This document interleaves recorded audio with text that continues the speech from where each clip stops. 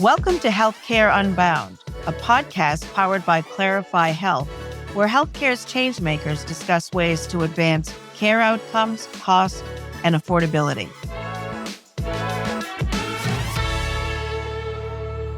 Hey, everybody. Welcome back to the Healthcare Unbound podcast, recording live at Health 2023 here in Las Vegas. Today, I have the pleasure of having Dr. Neechi Mosha with us. He is a Senior Vice President and General Manager of Provider and Insights at Clarify. In this role, he owns the commercial growth of Clarify software and data products to provider organizations. He's passionate about effective utilization of technology to improve outcomes in healthcare. And that's what we're here to talk about. Neechi, thanks for joining us today. Thanks for having me. Absolutely. Just really to kick things off, would love to ask, what got you started in healthcare innovation? You know, it's actually a fairly short answer, which is that I'm very impatient. And that's the short answer. And I'll tell you the longer answer as to what that means. I got my start back in medicine. I went to medical school, and my intent was always to go and be a cardiothoracic surgeon. And I always wanted to do research on the side because my goal is to figure out how do we improve the healthcare system. Mm-hmm. And academic research was kind of the way that I was told that you do that. As you go and you figure out the research plans and you go design those and go run them for years and years. And then you kind of see the outcomes and hopefully it works. And then you deploy some new model.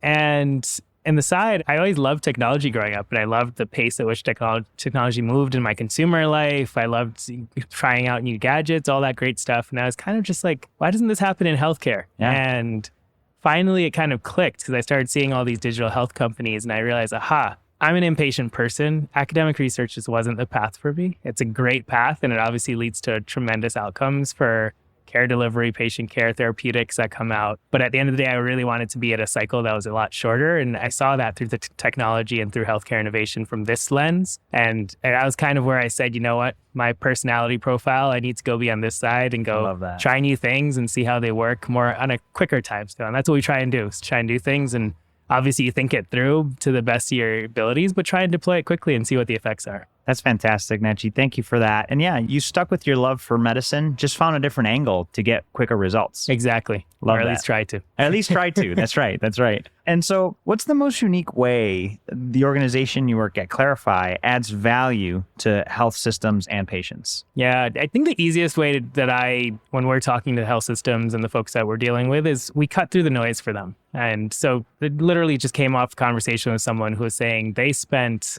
months digging through claims data to try and figure out which of their providers were treating patients in the optimal way, who was providing appropriate care, who was really providing the types of care that will lead to lower readmission rates, lower length of stay, ideally, higher quality. Mm-hmm. And they spend months going through this claims data to get at the insights that our platform can show you in seconds. And that conversation kind of summarized it for me, where it's like, man, I could do that for you, and I could deploy that for you right now. Mm. So I think that's the value, is cutting through the noise quickly, helping them get to the answers they need, as opposed to figuring out all the different ways they could try and approach the problem and cut through the data and slice and dice things. We try and make that as seamless as possible. And so I think it ends up saving them time and ultimately allows them to get to the solutions that hopefully help them deliver better care down the line. That's awesome. No, thank you for that. And it's certainly a promising way to do that, to go from months to minutes, hours. Yeah. I mean, we have to train them on the platform. So give us 2-3 weeks here to go through some configuration, onboarding. But once you're in there, and you're not digging in through weirdly formatted fields and having to sift through all that noise, and then call your data analysts and have them come wrap their heads around things. You're getting to the answers a lot quicker. That's awesome. Thank you for that. And what's an emerging trend area in healthcare technology that's exciting to you? That is a tough question. There's a lot out there, and you can see it if you just walk into the exhibit hall next door. There's so many folks out there. I'd say one that personally excites me is, I think the world has showed us time and time again, it's not a fair place to be. And I think the startups and companies that are going after, how do we make care delivery more equitable? How do we increase access for certain patient populations? I've started to see more and more startups that are thinking about how do you go after these kind of subpopulations that don't get the same access to care that many of us do receive, whether it be specific groups like LGBTQ populations that need certain types of care and aren't getting them effectively, or I think I saw one that was focused on prison population getting the care that they need. And so I really think that's a really cool area. I don't know, candidly, like commercially, like are these going to be super viable businesses and will they be successful? I really hope they are, because there's just so many pockets of our communities and our world that need access to more and better care and more differentiated care, more personalized care. And so those are really exciting to me personally, but there's a lot out there. Yeah, for sure. No, thanks, Neechi. And it's this access and equity. The importance of those things is certainly near and dear to my heart as well. And I too am in these companies' corners, hoping that they can succeed. I hope so. If you could get your hands on any data set, what would it be? Oh man, I would have probably said a couple of years ago, maybe Donald Trump's tax records or something. Any data set. I'm going to cheat on this one and tell you the real data set I think, which is what Clarify's been trying to build, and we've not gotten there, and I want us to get there as quickly as possible because I told you I'm impatient, is the holy grail of having all the EMR data that all health systems are producing, all the claims data coming out of payers, have it all in one place, all linked together, and just have that holy grail complete data set. It's not one piece of data. It's not one data set. It's many, many, many data sets from very disparate places, but combining them into one place and then really throwing our problems at that to say, hey, we have 100% coverage of all the care that's being delivered. We know everything. Now let's figure out within that, what are the bits of information we need so that we can start to deliver better care within that. That would be the holy grail, because we face challenges getting the data that we need to inform things the way that we want them so that we have the right accuracy. And Clarify's done an amazing job. We've amassed 300 million lives worth of data. However, we don't have every bit of information on every patient. And as we get more and more of those data points, our insights get more accurate and get more precise to allow you to make different decisions. That's great. Yeah. Hey, listen, let's be hopeful of that. Interoperability continues to be a challenge. But I think there's improvement. To your point, it's slow, but impressive what Clarify has been able to achieve thus far with what is available. What role does Clarify play in improving the patient journey? Yeah, it's an excellent question because, it's not like we directly work with patients or with consumers of healthcare. Really, our tools are targeted towards the administrators, the analysts, the executives that are making decisions that ultimately do impact the patient journey. So I think a couple of ways that I'd say we do impact that patient journey more directly is one, identifying the best providers to be treating the specific kind of going back to my point about subpopulations. Different providers are going to be better or worse at treating certain types of patients because they see them more, because they have an academic interest, because they do some research around that thing.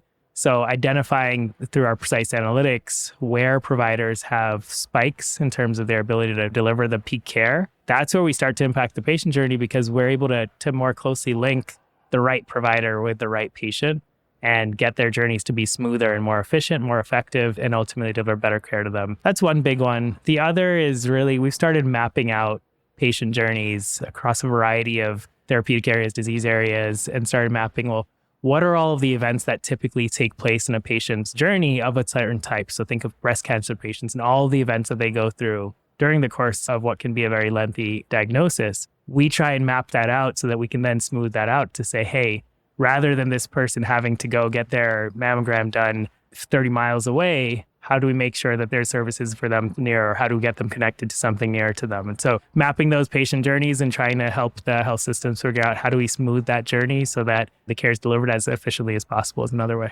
I love that, Neechi. It's about that sort of care navigation that ties into the patient experience to really optimize the level of care, the timeliness of the care that you're referring to. And you can't do that without having tons of data, because we need to understand what are all the different, I don't know if you watch Loki by any chance. But Loki. I haven't yet. I'm getting through The Mandalorian. Gotcha. Loki, so Loki's all about these different branches of time continuum. And there's all these branches that emerge. Out. And it's kind of like that. I kind of see patient journeys as that, because there's the kind of line that you can draw across everyone's journey. Yeah. But within that, there's going to be tons of variation, right? Some people are going to maybe not have that first visit with a PCP, but they go straight to an oncologist somehow, or whatever the case may be. And so as we amass more and more data, we can start to see, well, actually, maybe this is not one big cohort. Maybe it's 3 smaller cohorts, and we should actually map those individually as opposed to that big one and try and clump everyone into there. And so more and more data will help, but that's the goal, is to smooth those journeys and start to get better intel on them. Love that. No, thank you for that. And appreciate the Loki reference there. Season 2. I'm going to have to dig in. I'm going to have to dig in. Look, this has been a lot of fun, Neechi. What closing thought would you leave to our listeners today? Gosh, we're in the desert, so hydrate. I'd say that's number one thought on my mind right now. But really, I think going back to the piece around inequity, finding ways to close the gaps in care, finding ways to provide everyone with the access to care that we all need, and really I think that's a big part of what we can all try and strive to solve and try and make this world a more fair place, because we all should have the same opportunities. Love that. Great way to close today's session. Folks, there are ways for you to optimize the way that you care for patients, patient care journeys, value-based care. And I think a lot of the things that we talked about today with Dr. Neechi Mosha are an example of that. So Neechi, thank you so much for your time today and for sharing the insights here from Las Vegas. I appreciate you having me. Thank you. Thank you for listening to Healthcare Unbound. We hope today's episode was insightful. If you want more information on how Clarify Health can help you, please visit clarifyhealth.com.